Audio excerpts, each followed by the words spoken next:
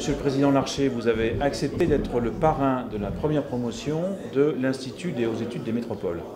Comment se fait-il que le Président du Sénat ait accepté immédiatement la proposition qui lui était faite de parrainer cette promotion? Parce que article 24 de la Constitution, le Sénat est le représentant des territoires, de tous les territoires. Et que la réalité métropolitaine, dans notre pays, elle existe. Elle doit être prise en compte, elle est en train de s'organiser. Comme souvent dans notre pays, on commence d'abord par les structures, mais elle devient une réalité. C'est une chance pour notre pays. Et en même temps, les métropoles ont une responsabilité pour l'ensemble du pays. La réussite des métropoles, c'est aussi la réussite du pays, comme le pays a besoin de son espace rural, de ses villes moyennes d'équilibre.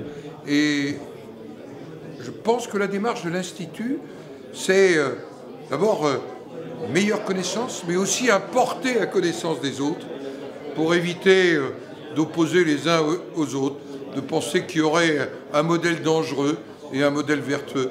Il y a plusieurs modèles dans le pays, et ces modèles dans le pays, ils doivent concourir au développement et à la cohésion de notre pays. Vous êtes originaire d'un territoire semi-rural ou rural, en tout cas vous y avez exercé des fonctions d'élu local. Est-ce que les territoires ruraux, périurbains, doivent avoir peur ou pas des métropoles? Je pense qu'ils peuvent les craindre si elles étaient en quelque sorte une pompe asséchante. Et si la métropole crée des richesses, elle ne peut pas assécher les territoires. Et donc, avoir des relations avec ces territoires. On peut se poser la question. Guy Lille disait, mais je m'en suis rendu compte dans mon rapport il y a 3 ans au président de la République, qu'il y a à l'intérieur de territoires métropolitains de grandes inégalités parfois, de grandes inéquités. Les territoires ont le sentiment d'être abandonnés, un peu comme certains territoires de l'espace rural ou des petites villes.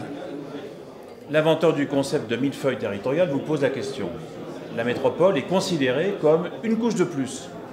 Y a-t-il ou y aura-t-il demain une compétition, voire un antagonisme, voire une bataille entre certaines couches, je pense aux métropoles, versus régions ou versus départements?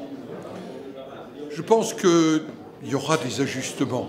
Mais vous savez, moi, puisque je suis devant l'inventeur du concept de millefeuille, ce qui compte dans le millefeuille, c'est la crème qu'on met entre les feuilles. Et donc, j'allais dire, la crème, c'est un pays qui redémarre. C'est un pays qui retrouve la croissance. Et à ce moment-là, métropole et les autres parties du territoire, alors ils réussiront. Ce que nous avons ensemble à faire réussir, c'est un pays qui part à la reconquête d'une croissance différente de celle qu'on a connue il y a 40 ans, mais d'une croissance, d'une espérance et quand même d'un cheminement vers plus de plein emploi.